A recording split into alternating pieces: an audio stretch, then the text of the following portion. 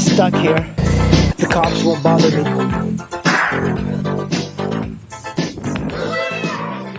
Asking that, is it okay to ride during this lockdown? And you know, I have been riding, and I haven't gotten stopped by the police, and it seems like the police are not really doing much for people that are just out riding. I think the whole lockdown thing is for people that are just gathering groups. In general, humans are very social.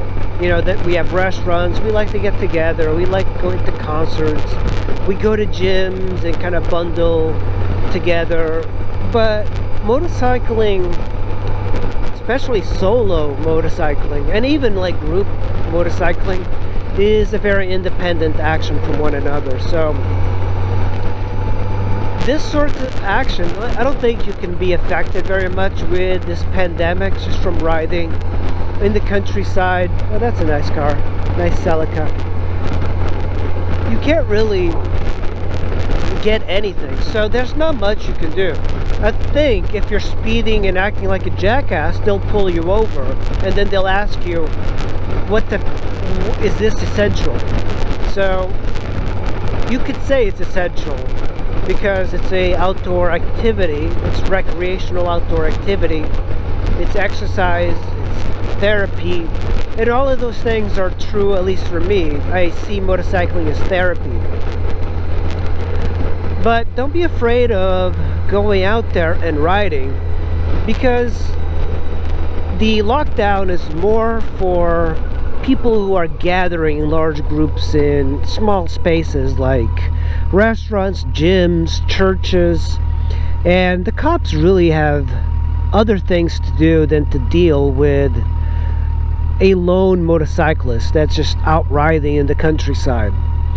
Perhaps maybe in the city you might be arrested, but I doubt it, because I've ridden my bikes in the city in the lockdown. The one thing that I am finding is that if you ride in the city or in the highways, you're seeing a lot of people just going way too fast for the conditions. And because the road is empty, that does not mean you should be going like 100 miles an hour. And I think that's something that's going to bite people in the ass. I do have a prediction that usually in springtime in the DC metro area, right about this time, if there was no virus, there would be tons of motorcycles out. And whoa, that tree branch, those guys just knocked it down just as I rode. That scared me. Woo! So I have a little bit of prediction. When spring comes, there's usually a few deaths right away because riders are very rusty. And I think there's going to be quite a few deaths when this lockdown is lifted and people are starting to ride a little bit more, because people are going to be even rustier. The problem with this area, DC, is that everybody puts away their bikes for the winter, and then they somehow think they have the same skills that they had when they had at the end of summer. And in reality, motorcycling is kind of like everything else. It takes quite a bit of time to get used to riding because it's a sport.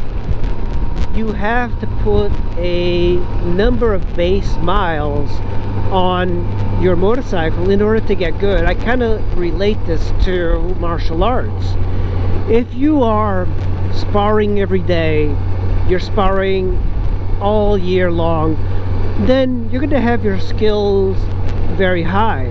The only thing that goes down are perhaps your reflex and strength over time because you age. It's the same thing with motorcycling. So younger guys generally have a little bit of a cushion because they have higher reflexes than older guys, but a lot has more to do with skill and riding every day. And I think that's the reason I tell people to ride every day, because it's a sport that requires a lot of concentration. It requires a lot of input from the rider. And if you're taking large breaks, if you're riding one day out of the week, you're really not building up your skills as a rider. You have to ride ride often. You know, I know it might seem hard for a lot of people to ride every day because they have commitments, but the more you ride, the better you become. And a lot of people don't put the time into riding as they should.